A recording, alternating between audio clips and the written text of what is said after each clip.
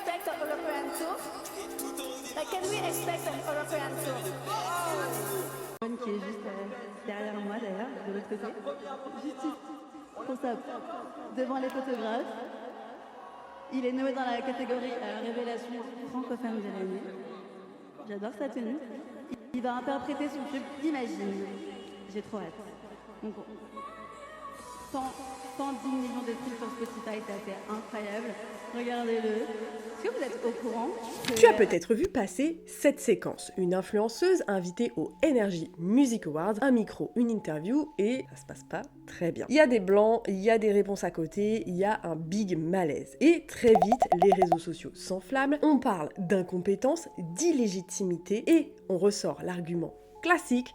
Les influenceurs n'ont rien à faire ici. Mais en regardant cette vidéo, je ne me suis même pas demandé si elle était nulle, parce que clairement, je n'aurais sûrement même pas fait mieux à sa place, ni si elle était bête, ni si elle méritait d'être invitée ou pas. Personnellement, ça m'a donné de la visibilité sur les Energy Music Awards, sans Paola, la performance de Paola, je n'en aurais jamais entendu parler. Et forcément, je me suis posé une question beaucoup plus simple et un petit peu plus dérangeante. Comment est-ce qu'on fait aujourd'hui pour faire la différence entre un journaliste et un influenceur? J'ai posé la question autour de moi, à des amis, à des proches, et qui travaillent en fait pas du tout dans ce milieu, et les réponses étaient diamétralement opposées. Et d'ailleurs, je te pose la question directement, comment est-ce que toi, tu différencies un journaliste d'un influenceur? Dis-moi ça en commentaire, parce que cette vidéo ne va pas parler seulement d'une interview ratée ou d'un clash sur les réseaux, on va se poser une question beaucoup plus profonde, parce que je pensais sincèrement faire la différence entre un influenceur et un journaliste, mais dans les faits,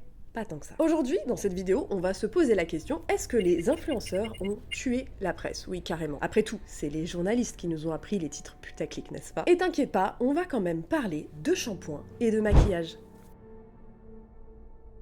Personnellement, j'ai toujours voulu être journaliste, pas pour passer à la télé, pas pour faire spécialement des interviews, mais surtout pour comprendre, pour expliquer, pour enquêter, mettre des mots sur des choses très complexes, sauf que quand j'ai commencé à m'intéresser à ce sujet, aux alentours des années 2010, le discours était déjà très clair. Post-bac, les filières étaient déjà toutes bouchées, les débouchés du travail étaient quasiment inexistants, les piges, bien évidemment, étaient déjà payées une misère, c'était que des stages à répétition, et cette idée qu'il fallait justement faire énormément de sacrifices pour entrer dans ce métier, pour en fait finalement très peu de perspectives. D'ailleurs, mets un like si tu étais dans la même situation que moi. À l'époque, on nous parlait déjà des titres de la presse, des rédactions qui fermaient, il n'y avait même pas Instagram en 2010, il n'y avait pas TikTok, et même pas réellement encore YouTube. C'était un modèle qui commençait déjà à s'essouffler. Et très concrètement, on m'a fait comprendre que vouloir être journaliste, c'était être précaire. Alors, je me suis réorientée, pas par manque d'intérêt, mais plutôt par renoncement. Je suis partie dans une filiale marketing et management, des domaines plus stables, plus rationnels, où il y a plus de débouchés, bref, plus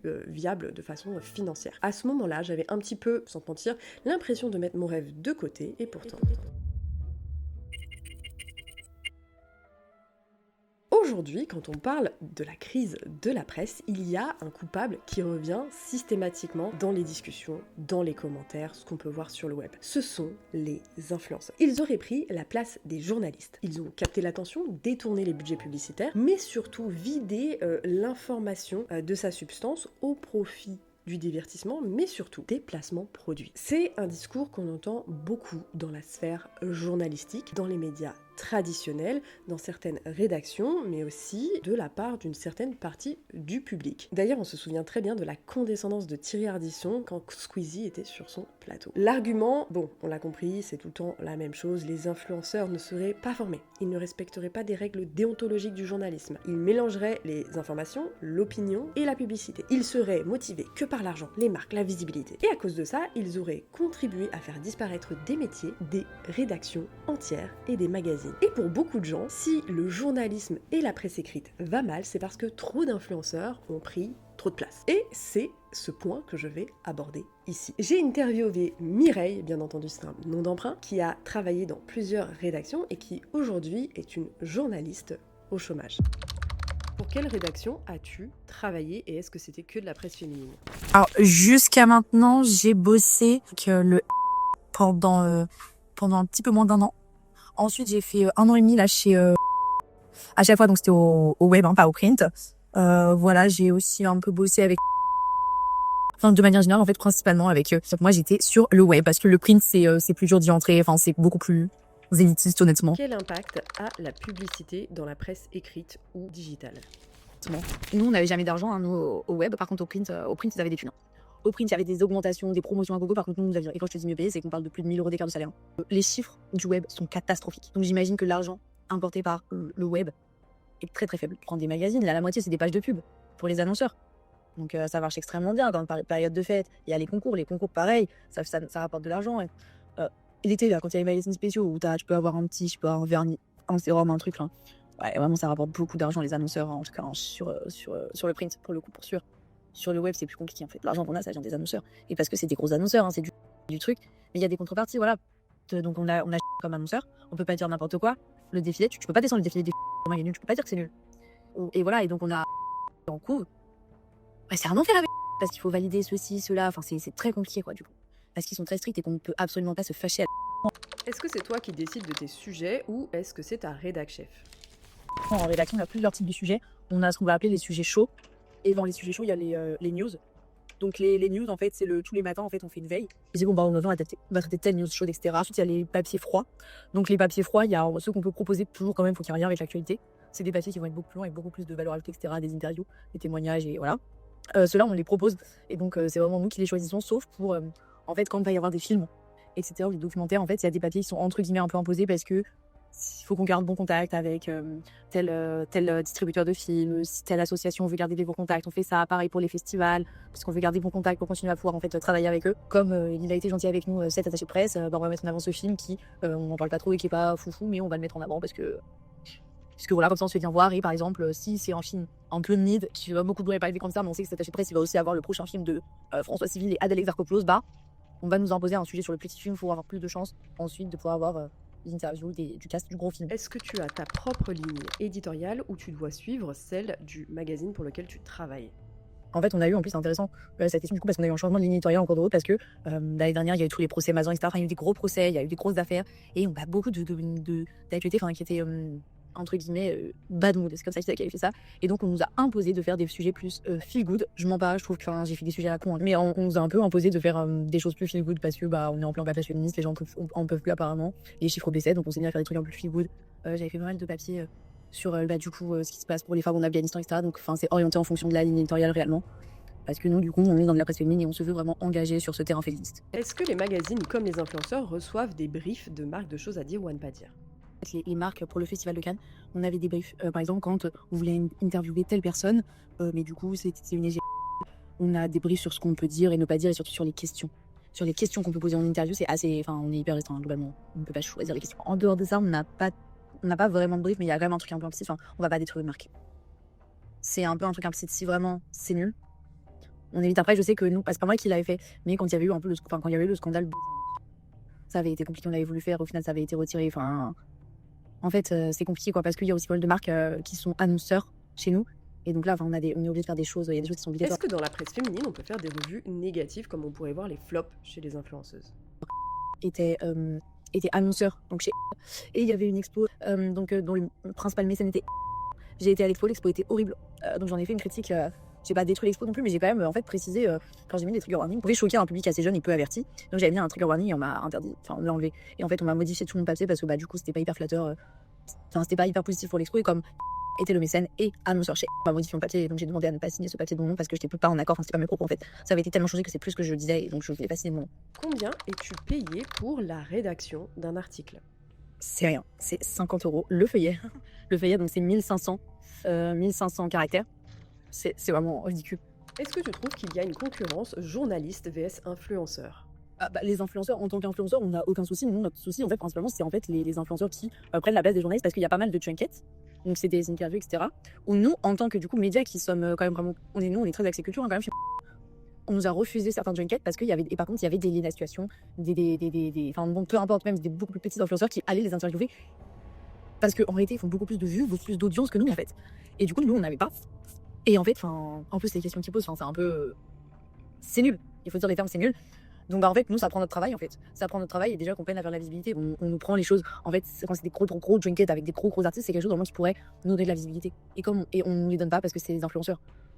Pareil, quand il va y avoir des Césars, quand il va y avoir des trucs assez bêtes, enfin, la cérémonie des flammes, l'Energy Music Award, enfin ce genre de choses, et bah nous, ou même aux avant-premières, on va pas avoir de place en TV Line ou en interview parce qu'il y a des influenceurs. Je dirais pas jusqu'à dire qu'ils sont pas légitimes, mais comparé en fait à nous en tant que journalistes, je trouve qu'ils le sont pas et qu'ils devraient pas passer tellement prioritaire en fait. S'ils passent prioritaire uniquement pour des questions de jeu parce que ça donne plus de visibilité à la marque ou à telle chose, etc.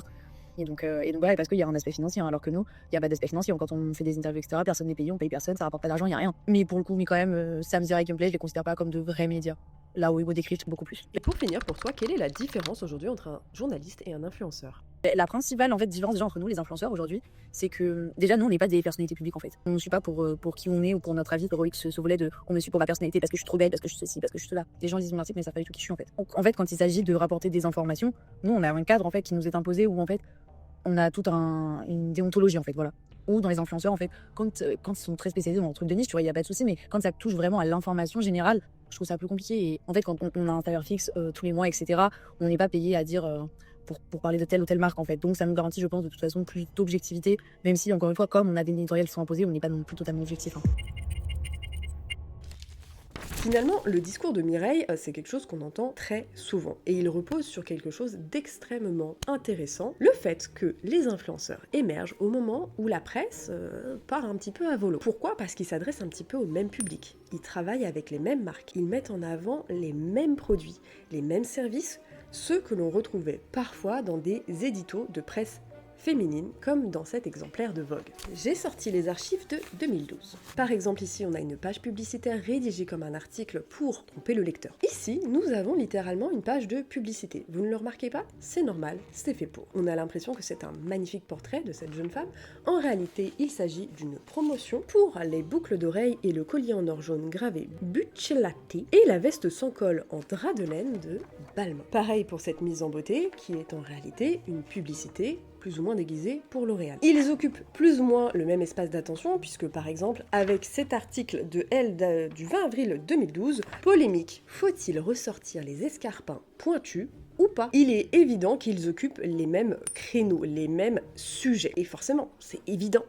On peut tous conclure de façon très rapide que, effectivement, les influenceurs beauté ont tué la presse féminine. Mais il y a une question qu'il faut quand même se poser un petit peu avant d'en conclure ça. Est-ce que la presse allait réellement bien avant l'arrivée des influenceurs ? Et c'est là que les choses commencent à se compliquer.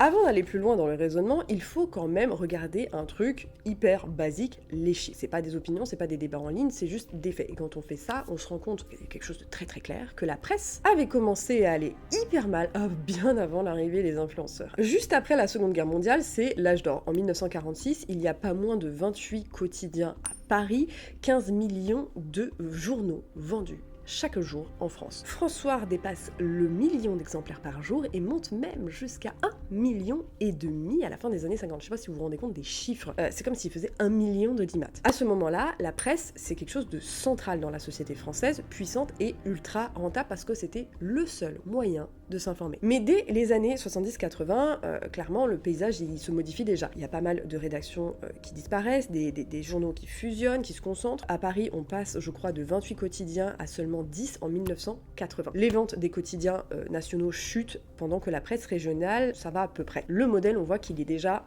un petit peu faillible. Dans les années 90 et 2000, il y a vraiment un déclin qui s'installe et même finalement si c'est un petit peu masqué par la presse, on va dire, les magazines. À la fin des années 90, on passe sous la barre des 2 millions par jour pour les quotidiens nationaux et en termes de rendement publicitaire, ce qui est important, c'est que la presse capte à peu près la moitié des investissements publicitaires sur le marché français. Mais dans les années 2000, la courbe, elle se casse complètement en disant, forcément, la vente des quotidiens nationaux passe de 1 800 000 à 1 400 000 exemplaires par jour. François disparaît en version papier. Même la presse gratuite qui fonctionne sur un modèle purement publicitaire, je sais pas si tu te souviens de Métro News, un journal gratuit distribué dans le métro à Paris, qui semblait finalement bien fonctionner, qui a fini par s'effondrer à son tour, je crois en 2015. Ça a duré de 2002 à 2015. Et en 2015, c'est là où tout part à volo. La vente de journaux, la vente de presse s'effondre de quasiment 70% en 10 ans. La presse régionale perd des millions et des millions de lecteurs, la presse des magazines féminines et People suit exactement la même trajectoire, Public s'écroule, Glamour sur le papier s'arrête, bref, ça recule, ça recule, ça recule. Mais en même temps, quand on lisait dans le magazine féminin Grazia, daté du 10/02/2012, Gisèle Bündchen, la voleuse de Marie, elle avait tout à ses pieds. Elle a préféré piquer Tom Brady à l'actrice Bridget alors que celle-ci était enceinte. Une fois le bébé né et confié au papa un week-end sur deux, Gisèle a péroré dans Vanity Fair. Ce n'est pas parce qu'une autre l'a mis au monde que ce bébé n'est pas mon enfant. Je considère cet enfant comme mon fils depuis le premier jour. Je cite, ouvrez les guillemets. Les laids ont l'habitude de la difficulté. Ils sont plus endurants, ont plus le goût de l'effort, tandis que les beaux, à qui tout tombe dans l'assiette, résistent plus mal aux échecs, constate Jean-François Amadieu. Des pitbulls en loup-boutin, aussi revêches qu'incompétentes, mais si jolies en réunion avec la direction. La beauté est-elle un instrument de pouvoir quand elle est au service des filles phalliques très narcissiques? On devient narcissique quand on a une faille narcissique. Le narcissisme consiste à ne parler que de soi, à se mettre en avant. Les filles phalliques ont aussi un très grand sentiment de dévalorisation. Je vous en supplie, traduisez-moi ce passage, je ne comprends pas ce que cela veut dire. Tu m'étonnes que ça a disparu. Donc, il est très clair qu'en fait, il y a tout un écosystème de la presse qui disparaît. En 25 ans, on a perdu plus de 10 000 points de vente de presse. Et niveau publicité, le constat est sans appel. En 20 ans, les revenus publicitaires de la presse ont été divisés par 3. Et tout ça, mis bout à bout, on comprend bien que dire que les influenceurs ont tué le journalisme et ont tué la presse, un petit peu discutable. Ils sont arrivés dans un système ultra fragilisé qui avait déjà perdu pas mal de lecteurs et pas mal de revenus publicitaires. La vraie question n'est pas forcément de savoir qui a remplacé la presse, mais pourquoi elle avait commencé à disparaître bien avant leur arrivée. Et à un moment, il faut parler d'argent, parce que vrai désaccord, il est là. Au début des années 90, les revenus publicitaires s'effondrent. En 4 ans à peine, on est passé de 6 milliards de francs à moins de 4 milliards. C'est quasiment moins 40% en quelques années. Et pendant ce temps-là, les ventes de journaux n'augmentent quasiment pas. Donc forcément, il y a moins de budget pub, il y a des coûts toujours plus conséquents pour imprimer, distribuer le papier, et comme on dit dans la France à Macron, voilà. Et c'est dans ce contexte-là que j'aimerais te parler du Quotidien de Paris en 1996, un journal qui était assez reconnu, assez sérieux, avec une vraie ligne éditoriale, mais c'était un journal qui ne tenait plus économiquement. Et c'est pas un accident, c'est pas une erreur isolée, c'était déjà le début du système qui commençait à s'écrouler. Bien avant Internet, bien avant les réseaux sociaux et bien avant les influenceurs. À l'époque, on nous bassinait avec les coûts de distribution, d'impression et globalement, le problème en fait, c'était surtout les revenus publicitaires parce que les journaux vendaient surtout des encarts de publicité et le fait que les lecteurs ne se retrouvaient pas forcément dans ce qui était raconté dans les journaux ou peut-être que ça ne les intéressait pas ou que sais-je. Il y a que le Parisien qui a réussi à tirer son épingle du jeu. Et il y a surtout une autre explication, un autre moment clé qu'on ne peut pas nier dans cette histoire. C'est l'avènement du smartphone, l'avènement de l'internet dans la paume de notre main. Parce qu'avant, s'informer, ça demandait quand même un minimum d'effort. Fallait aller au kiosque, fallait payer pour acheter le journal, prendre un abonnement, payer de façon mensuelle ou annuelle, ou attendre le facteur, ouvrir le magazine ou le journal, et lire. Bref, fallait faire quelque chose, quoi. Aujourd'hui, c'est totalement l'inverse. En fait, c'est l'information qui vient directement dans notre petit smartphone. L'information, on la cherche plus réellement, sauf sur un sujet ultra spécifique, ultra niche. Elle apparaît en fait automatiquement dans notre feed, entre une recette de pâtes, un haul Zara, un François Merlin condescendant au possible, et un drama TikTok. Et surtout, c'est gratuit. On s'est tous mis d'accord, en tout cas, pour dire que c'était gratuit. Et d'ailleurs, j'ai une question très simple pour toi. Quand est-ce que c'est la dernière fois que t'as payé pour avoir accès à une information? Vraiment payé. Genre pas Netflix, pas Spotify, genre de l'info, un journal, un article de presse. Parce que, on va être honnête 2 minutes, dès qu'on voit un paywall, qu'est-ce qu'on fait? On clique sur l'article, on lit 2 lignes, on se rend compte que c'est payant, et là, on clique sur la petite croix rouge, donc dans 90% des cas, on ferme, ou on copie-colle le titre sur Google pour voir la dépêche AFP, qui est gratuite, ou on ouvre un autre onglet et on trouve une petite astuce pour contourner ce paywall. Voilà, fin de l'effort. Et pendant ce temps-là, sur TikTok, on nous sert de l'info régulièrement, en continu, sans abonnement, sans recherche, sans intention. On swipe, on swipe, on swipe. C'est l'algo qui décide pour nous ce qui est important, ce qu'on doit savoir, ce qu'on ne doit pas savoir, ce qui mérite notre attention ou pas. C'est pas nous qui allons vers l'information, c'est l'information maintenant, hop, on gobe tout ça. Donc on est passé d'un modèle où s'informer demandait un choix, du temps, de l'argent, à un modèle qui est devenu presque passif, immédiate, gratuite et souvent mélangée à du divertissement. On est passé du kiosque au feed Instagram, un abonnement contre un scroll, une lecture contre une consommation visuelle. Et forcément, quand l'information devient gratuite, instantanée, quasiment sans effort, à part pour celui qui la produit, le système ne peut plus fonctionner comme avant. Et forcément, ça change énormément de choses sur le marché. Et c'est là où les influenceurs ont joué un rôle crucial. Et pourtant...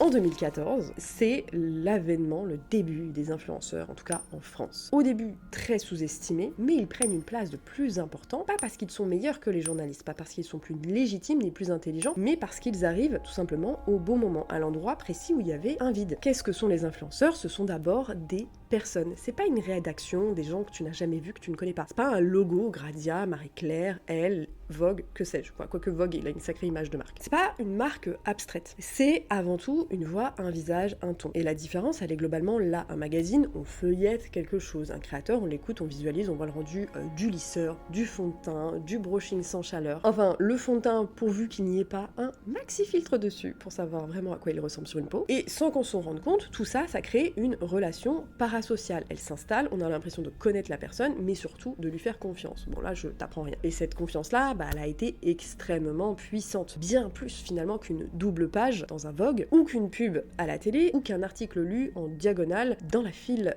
d'attente chez un médecin. Quand un influenceur recommande quelque chose, c'est pas une info comme ça parmi les autres. Comme dans ce numéro Je suis pute de Grazia du 12 avril 2012, des fesses nickel avec Celluwaves. Le principe des ondes de choc sont utilisées pour défroisser la cellulite, raffermir la peau et la circulation. Pour qui? Pour les jambes lourdes qui ont de la cellulite aqueuse, de la rétention d'eau et des peaux flagada. À partir de 65 € la séance, celluwave.fr. Quand une influenceuse recommande quelque chose, il y a un processus évident d'identification et c'est pas une info parmi les autres. Si tu vois que ça marche sur son type de cheveux, ça peut potentiellement marcher sur le tien. Si ça marche sur son type de peau, admettons une peau acnéique, une peau sèche, une peau mature, c'est des paroles adressées à une personne qui a réellement choisi son sujet, choisi d'être là pour écouter cette personne. Et c'est comme ça finalement que les influenceurs deviennent leur propre magazine, leur propre média. Mais soyons honnêtes, également des régies publicitaires humaines. Sauf que c'est des supports incarnés, ultra ciblés, ultra efficaces. Alors c'est pas ultra romantique dit comme ça, mais c'est vraiment pour ça que ça marche. Avec les influenceurs, le ROI, donc le retour sur investissement, il est clair, il est traçable, mesurable, justement grâce à Internet. Finalement, quand tu dépenses 4000 balles pour un petit encart dans Vogue, le ROI, il est pas forcément clair. Tu croises les doigts en imaginant quelqu'un lire ta publicité entre deux rendez-vous chez le médecin. Alors qu'avec un influx et les cookies, tout est clair. Et pourtant...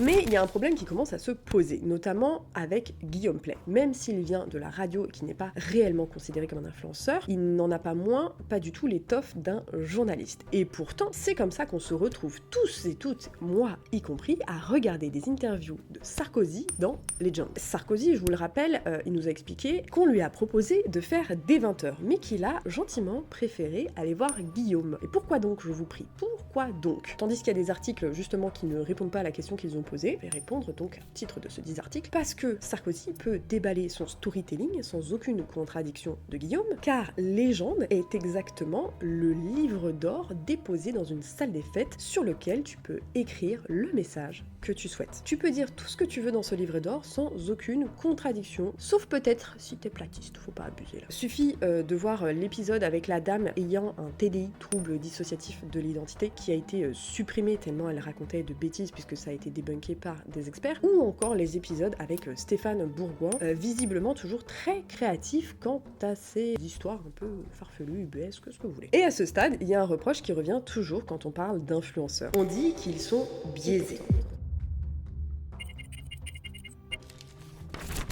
Motivé uniquement que par l'argent. Alors, il suffit de voir les 18 minutes de sponsorisation dans le dernier épisode de Légende avec Guillaume Pley et Philippe Boxeau. On a une première MEA mise en avant du livre de Philippe Boxeau, enfin du nouveau livre, pardon. Puis de la tournée de Guillaume à sponsoriser généreusement avec Trade Republic qui a carrément une tribune entière rien que pour lui. Ou encore une fois Boxeau avec ses livres et ses livres premium plus, puis Jaffi. 18 minutes. Ça fait beaucoup là, non? C'est quelque chose de communément admis que les influenceurs sont donc influencés par l'argent, par les cadeaux, par les partenariats, par les voyages. Et soyons honnêtes 2 minutes, oui, bien sûr que oui, c'est biaisé parfois, bien sûr que oui. Personne ne va faire semblant que ça ne l'est pas. Quand une marque t'invite en voyage à l'autre bout du monde, te paye pour aller te dorer la pilule dans la Polynésie française, avec un hôtel 5 étoiles, une expérience, qu'on te donne en plus de ça du maquillage et des soins tant comme autant, qu'on te propose un voyage presse en Corée pour le lancement d'une skincare, bah forcément il se passe quelque chose, forcément, même inconsciemment. Même quand on se pense sincèrement droit dans les bottes, il y a une espèce de dette symbolique qui se crée et c'est un biais humain, c'est émotionnel, enfin on n'y peut rien, c'est normal, on a envie de rendre ce que la marque nous a donné. Mais il y a quelque chose d'hyper intéressant. Ce biais, il n'est pas spécifique aux influenceurs. Parce que si on élargit un tout petit peu le cadre et qu'on regarde la presse traditionnelle, la question c'est pas qui a été invité, par quelle rédaction, par quelle marque, mais plutôt qui détient quoi, qui finance l'information, qui fixe les règles. Et là je t'invite à regarder un truc hyper simple, la carte de la presse française. Quand on regarde cette carte, on se rend compte que la majorité des grands médias appartient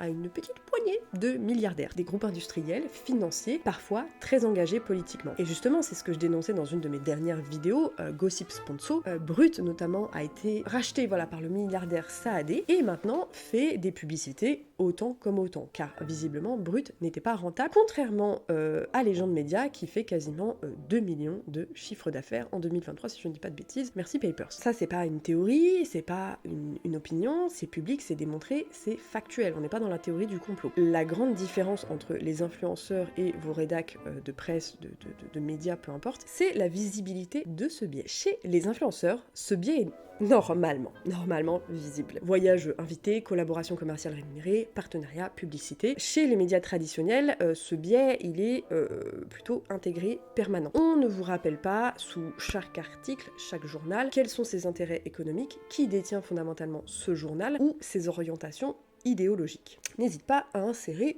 une image de ces news. On reproche souvent aux influenceurs de manquer d'objectivité, mais un magazine qui fait de la pub quasiment déguisée, ça on sait pas si c'est cité parce que c'est bien ou si c'est parce que c'est du paid et que les marques ont souhaité être mises en avant. Là pareil, on a des jolies choses qui sont présentées ici. Est-ce que c'est juste de l'information? Par exemple ici, cet article qui ressemble trait pour trait à un article du magazine alors que c'est une publicité. C'est à s'y méprendre. Mais dans un magazine qui fait de la pub comme ici, ou dans une page web blindée de pubs, de bandeaux pop-up, c'est couramment accepté. Un média détenu par un grand groupe, lui, peut carrément orienter une ligne éditoriale pendant des années sans que ce soit réellement visible, réellement compris de tous. Sauf depuis quelques années, quand on a des acteurs comme Clément Viktorovitch qui nous expliquent un petit peu cela, ce qui se fait, ce qui ne se fait pas. D'ailleurs, je vous invite très vivement à lire son livre ou à écouter son livre audio qui est hyper intéressant. Et quand on commence justement à s'intéresser à ce qui se passe dans les médias, qui détient quoi, on tombe très très vite sur des projets comme Périclès avec le milliardaire Pierre-Édouard Sterrin. On comprend en fait fondamentalement que les influenceurs, le débat en tout cas, c'est que les influenceurs sont-ils corrompus par des voyages presse ou la promo d'un produit L'Oréal ou d'un Coca? La vraie question c'est quelle influence est la plus problématique? Parce que quelqu'un qui est envoyé en voyage presse à l'autre bout du monde et qui est trop contente de son make-up, on s'en fout? Non, est-ce qu'on s'en fout? Est-ce qu'il n'y a pas des choses plus importantes? Parce que la problématique c'est quelle est l'influence la plus problématique? Celle qu'on voit, qu'on peut identifier, qu'on peut critiquer, ou celle qui est quasiment invisible, intégrée par le système et présentée comme neutre, puisque les journalistes, dans l'opinion globale, c'est des gens qui s'informent, qui sont désintéressés du sujet et donc présentés de facto comme neutres. Et finalement, le problème, c'est pas forcément que des créateurs gagnent de l'argent en parlant de produits, en étant invités également, au même titre d'ailleurs que l'étaient les journalistes beauté il y a 15 ans, par des marques pour tester les nouveautés, etc., pour faire un lancement produit. Le problème, c'est plutôt au niveau de la transparence et surtout pour servir quels intérêts. Et là, bizarrement, la frontière entre l'influence et le journalisme, elle est beaucoup moins nette que ce qu'on aimerait croire. Et je pense qu'à ce moment, il faut arrêter de raisonner en termes de camp. Journaliste contre influx, ancien contre nouveau. En réalité, quand on regarde des parcours individuels, on se rend compte que tout le monde navigue à peu près dans le même système avec les mêmes contraintes. Parce que s'il y a un truc qu'on oublie souvent de dire dans ce débat, c'est que la publicité, elle est absolument partout dans l'influence bien évidemment, mais aussi dans la presse, dans les modèles économiques, dans les choix éditoriaux et dans ce qui peut être dit ou pas. Les non-dits dans les articles de beauté, ça existe. Et une journaliste, même très intègre, même très honnête, ne peut pas toujours dire ce qu'elle pense exactement de la procédure qu'elle vient de tester. Pas forcément parce qu'elle est corrompue, mais tout simplement parce qu'elle est peut-être salariée, pigiste, freelance, et que refuser certains sujets ou être trop frontal peut simplement mettre en péril tout son travail. C'est pas une question de morale individuelle, c'est surtout une réalité structurelle. À côté de ça, on accepte sans broncher que les sites d'information sont tapissés de bandeaux publicitaires en veux-tu en voilà, parce que c'est devenu normal. Mais qu'un créateur fasse 2 minutes de pub avant une vidéo de 30 minutes, tout d'un coup, là ça pose problème. Là on est des gens corrompus, là on est des gens absolument atroces. C'est pour ça que j'avais envie de donner la parole à quelqu'un qui a vécu dans les deux mondes. Une ex-journaliste dans la presse féminine, devenue désormais influenceuse. Je vous présente Manon Delcourt, aka Derintia pour celles qui l'avaient reconnue ou pas, qui a connu les concours, les écoles, les stages, les rédactions de web, les prints, les contraintes économiques, les briefs de marque et les limites. J'ai donc travaillé pour la rédaction de Marie-Claire France ainsi que celle de Grazia France. Pour chacune des deux, ça a été sur le web, donc sur le format digital. Il y a eu pour Grazia France 2 occasions, si je ne me trompe pas, où j'ai été appelée sur ce qu'on appelle donc le print, donc le format papier. C'est très très rare que les deux rédactions se croisent. Même si on est totalement dans le même open space, mais ils se croisent dans le sens où il y ait des échanges d'un côté de l'autre, sauf si bien entendu il y a un gros problème ou quelque chose du style. Mais là pour le coup j'avais été appelée directement par les marques vu que c'était des articles assez brandés et les marques avaient demandé à ce que ce soit moi qui écrive. Alors il n'y a aucun des deux formats qui est mieux rémunéré que l'autre, heureusement. Tout le monde est payé sur la même base parce que tout le monde fait partie des mêmes rédactions. Alors du côté des sujets, moi, c'était génial du côté surtout de chez Grazia. Chez Marie-Claire, j'avais moins de liberté parce que j'avais une supérieure sur ma rubrique. J'étais donc en psycho, sexo, couple, vie pro. Et j'avais donc une supérieure directe hiérarchique, ce qui fait que souvent, je prenais des sujets qu'elle me proposait, elle. Je pouvais amener mes propres idées, qu'elle validait ou non, mais la grande majeure partie du temps, c'est des sujets qu'elle me proposait elle.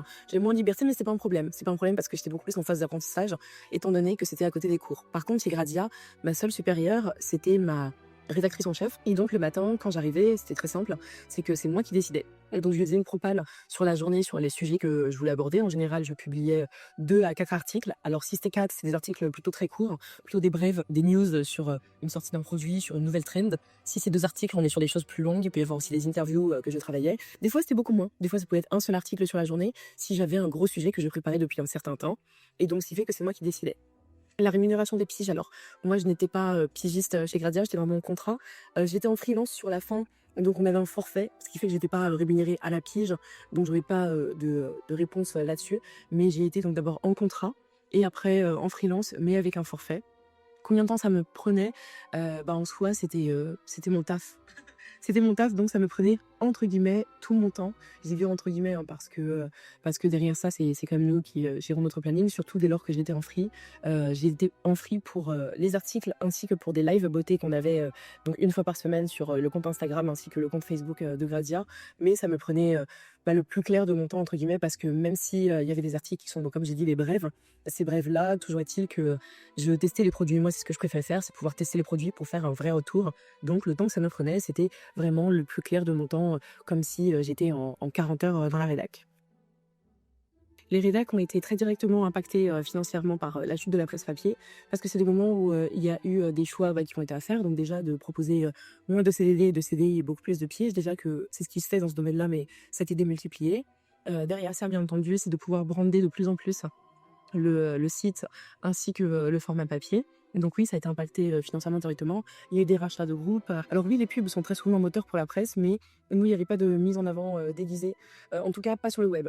Sur le web, on n'avait pas ce problème-là. Sur le print, je pense que dans tous les cas, étant donné le nombre de pages brandées, il n'y avait pas besoin qu'il y ait de mise en avant déguisée, que ce soit rémunéré derrière, mais que ce soit pas déclaré parce que c'était totalement placardé sur le print. Nous, sur le web, il y avait des bandeaux qui sont les bandeaux de pub, les ads classiques, mais dans les articles, je n'ai jamais, absolument jamais fait de mise en avant déguisée et je pense que ma supérieure hiérarchique n'aurait pas accepté dans tous les cas parce qu'on passe par un autre format, que ce soit déjà pour ma rémunération, parce que c'est un autre type de travail de mettre en avant une marque qui me le demande, un produit qui est demandé, plutôt que moi en tant que journaliste qui ai envie d'écrire dessus après avoir fait mon propre testing.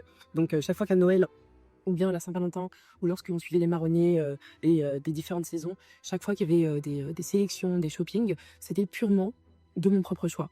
Et donc, si jamais il y avait une mise en avant d'un produit, il y avait obligatoirement un brief. Donc moi, les fois où j'ai été appelée sur le print, c'est parce qu'on était vraiment briefé. Alors la première fois, c'était avec Shiseido, et la deuxième fois, alors je me souviens plus, mais la première fois, oui, il y avait tout un brief. Et dans ce brief, tout comme dans les métiers d'influence, il était précisé ce que je pouvais faire et ce que je ne pouvais pas faire. Mais j'avais toujours une certaine possibilité de pouvoir quand même parler de ma propre voix. Je ne pouvais pas dire j'ai détesté ce produit parce que le but, donc déjà, c'était une mise en avant positive parce que c'est un article brandé, donc c'était positif. Mais si je l'avais détesté, par contre, personnellement, moi, point de vue éthique, je n'aurais pas du tout accepté de pouvoir le rédiger. Et donc, ce qui fait que oui, il y avait un brief, mais par contre, encore une fois, sur le web, je n'en ai jamais eu vu que ça n'a pas été le cas. Alors c'est hyper intéressant ta question sur la concurrence journaliste-influenceur, parce que je fais partie des rares qui ont connu justement les deux sides. Vraiment, c'est the best of both worlds. J'ai pu tout connaître. Alors c'est assez drôle parce que je vois mes collègues journalistes considérer cela comme une concurrence, mais je ne vois pas mes collègues influenceurs considérer ce duo, entre guillemets, comme une concurrence. Les journalistes, je pense, le voient de cet œil-là, parce que les journalistes presse voient justement la presse, entre guillemets, mourir et perdre de sa superbe et se faire doucement, entre guillemets, remplacer. Je dis bien entre guillemets parce que moi qui connais les deux mondes et les deux métiers, il n'y a pas de concurrence. Parce que les deux font des choses totalement différentes. Le souci, c'est du côté des marques qui maintenant créent une concurrence. Quand je vois que des collègues influenceurs, influenceuses sont appelés sur des interviews, sur des tapis rouges, sur plein d'événements en fait, à la place des journalistes, ça c'est un problème. C'est un problème parce que mes collègues influenceurs n'ont pas la formation, n'ont pas du tout les codes et ne travaillent pas parce que ça se voit très bien dans leur méthodologie. C'est des personnes qui ne travaillent pas en rédaction, qui n'ont pas du tout, mais alors absolument pas la méthode de travail journalistique. Et ça se voit très bien. C'est pas une balle perdue, c'est juste que ça se voit très bien. Mais je sais pourquoi les marques le font. Pourquoi c'est ainsi maintenant? Parce que ces influenceurs viennent avec leur propre image et donc viennent avec leur following et viennent avec un certain impact que mes collègues journalistes qui travaillent en rédaction et qui ne sont pas des visages n'ont pas justement. Donc il y a une concurrence qui a été créée mais qui n'était pas là à la base. Mais ce qui fait que moi je ne la vois toujours pas comme étant une concurrence étant donné qu'à mon sens nous nous complétons.